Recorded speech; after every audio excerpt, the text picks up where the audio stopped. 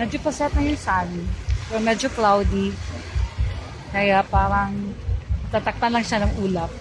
Pero I'm going to flex you the island of Boracay again.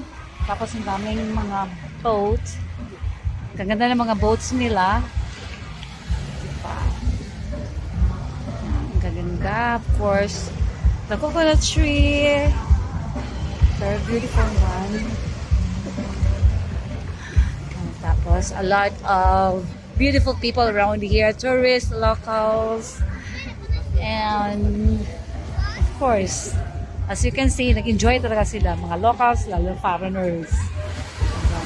Lalo na at nawala si ulan. Ay, meron pa ng windmills doon. Ewan ko kung makikita niyo yung windmills doon sa mga bundok. Merong windmills doon. Yan siya. Boracay Moments 2025. We're here 2018, so that's already 7 years ago.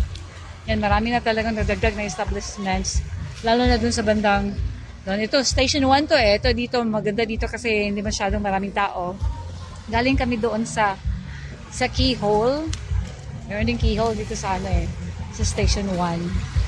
Tapos, the beaches, the Boracay is famous for Filipino. Pino na sand, of course. Parang polvoron. Talaga siyang polvoron.